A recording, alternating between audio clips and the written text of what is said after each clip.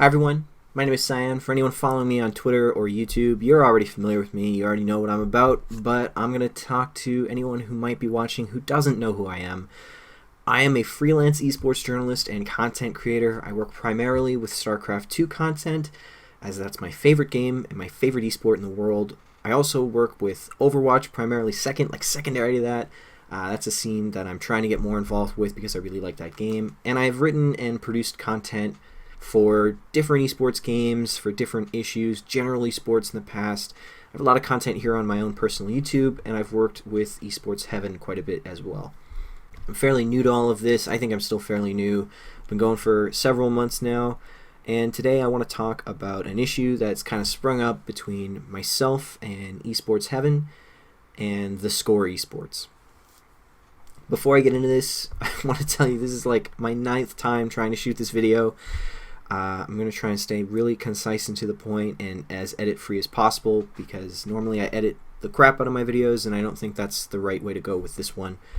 Also, I don't represent Esports Heaven. All of my opinions are completely my own. I want to make that perfectly clear. Everything that I'm talking about in this video is just on me, alright? Most importantly, perhaps, I also want to make it clear that I'm not trying to start a witch hunt. I'm not going to name anyone's name. I am not about that. I think that a mistake was made, in my opinion, and I would not want anyone to become shunned in the esports sphere as a result of any mistake or any wrongdoing or anything like that. So I won't be naming anyone's name directly, besides like my own and Drexen.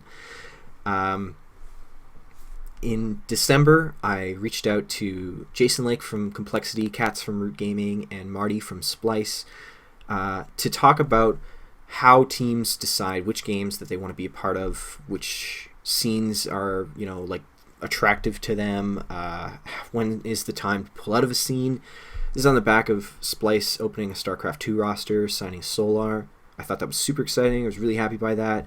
And I thought that a lot of casual esports fans and even just gaming fans at large might be interested in finding out how teams decide to branch into new games or leave games, something like that, right? So I started the piece in December. I reached out and I got the comments. It got pushed to the back burner because Christmas happened and I had other projects that were just kind of taking the forefront. And then last week I finally wrote this article and I submitted it to Drexen, the editor of Esports Heaven, and Esports Heaven published my article yesterday, Sunday, January 29th. After that was published, I posted it to our esports, our gaming, our games, but it was taken down because they have rules against like self-promotion stuff, which is totally fine. And obviously like the Twitter social media game kind of happened, with everybody, tweeting it out, like myself and Esports Heaven. And then I just kind of like went about my business in my day. I had things that I needed to prep for this week. And a couple hours later, I got a notification on Twitter from someone who I had never seen before, who I didn't follow, who didn't follow me, in my notification box, and they were responding to someone else, and they said something like, "Thanks a lot, major props to me," tagged me, right, for the original piece. And I just thought, oh, well, this person liked my piece and probably linked it in their Twitter feed, right? But I clicked through to the Twitter, and I scrolled down through the Twitter feed, the original person's Twitter feed, and I saw a retweet from theScore esports. And the headline of the theScore esports tweet was, "Esports executives break down the business of #esports." And I thought to myself, like, that gave me pause. I was like, oh, wait, that's remarkably similar to a topic that I wrote about very recently. So I clicked through to the link, and I found that my article had been rewritten by this person and posted to theScore esports. And they cite the original article. They cite my original article on Esports Heaven. In fact, they do it in the opening 4 paragraphs. They have a quote from Jason Lake, and then they say, this is the direct, so quote, "Jason Lake, CEO of Complexity Gaming, told Esports Heaven's Cyan Esports." I'm also not Cyan Esports. It wouldn't take very long to find out that I go under the handle Cyan, and Cyan Esports is just my @ Twitter name, right? But that's aside. So for the entire article, they used the quotes and the interviews that I conducted and published through Esports Heaven to build their own piece. There's not a lot added honestly. I'm only referred to at all, even by an incorrect name, in the first mention. From there, they have the quotes, blank told esports heaven. And they only link to the article once. They don't link to my Twitter. They don't do a whole lot to make it known that this is a derivative piece, I guess. I would call it very derivative, if not total plagiarism. The entire piece is basically just a rewrite of mine because it's drawing all the same conclusions that I drew because it's using all of the information that I gathered. My original piece was just delivering the information that I gathered to you. This piece is delivering the information that I gathered to theScore esports readers. When I found out about this, I didn't know if I had any right to feel uncomfortable about it at first. I wasn't sure, even if I was uncomfortable, I wasn't sure that people would care because I thought, holy shit, what if people think this one's better written than mine? Because honestly, I like the writing style in this piece. I don't have any problem with the writing style. I was really worried. So I messaged Drexen on Skype and I linked him and I was like, am I wrong to feel very uncomfortable about this? And he said, no, you're not. So we went on Twitter and we tweeted out like this was happening, like, hey, this piece is basically just plagiarizing with some citation.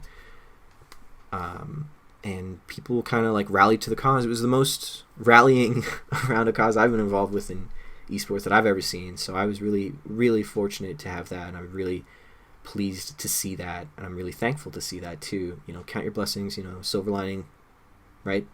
So a lot of people, you know, were tweeting out how this is like not okay, this is bad. A lot of people that I respect and follow in esports journalism were saying as much, and, you know, like, hey, this is really weird. And I had to take a step away. Like, I was so mad and upset, so I just kind of like stepped away from the computer. Myself and Drexen made it perfectly clear that neither one of us had been messaged about this. We hadn't been reached out to at all. We like weren't consulted, and we were very uncomfortable. We didn't want this piece to be there. This hurts esports heaven, and it hurts me.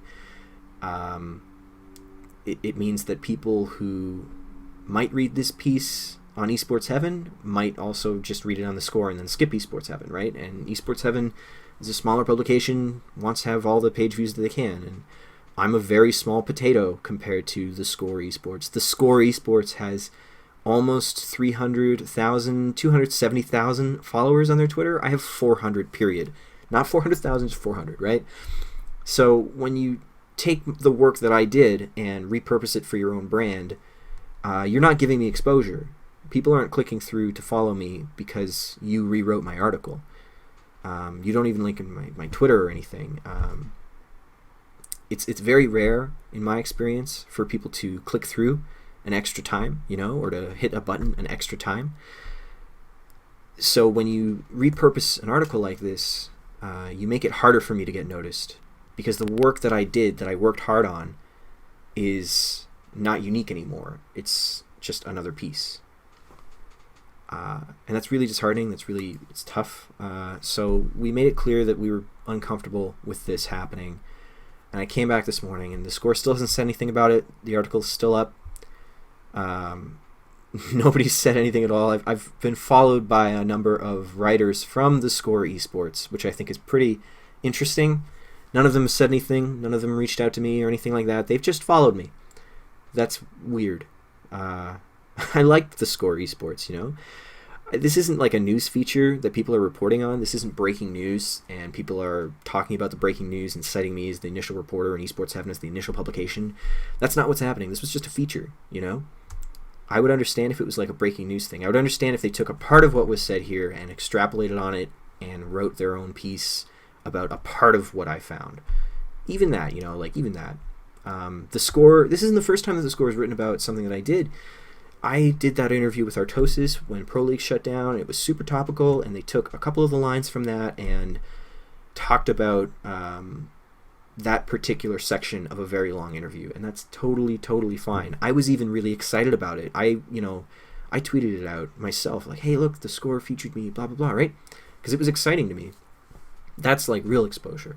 They linked like an embedded tweet and everything in like an embedded video, or rather in their article at the time.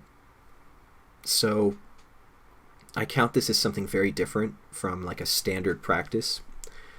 And enough of my peers in esports journalism are coming out and saying this is wrong for me to believe that that's the correct stance. It's just very disheartening. It's very, very disheartening. It's so hard to build an audience for yourself in esports. And I had a very naive idea that everyone in esports who's trying to build themselves that audience must understand, right? I just believed that. And I thought like, oh, theScore wouldn't do something like this. Like, it didn't even cross my mind. But I guess that's not the case, and that sucks. That feels really bad. I don't know, man. I'm not going to ramble. I'm not going to continue to talk. Apparently, this is not the first time this has happened with theScore esports, but I'm not going to speak to anyone's situation other than my own.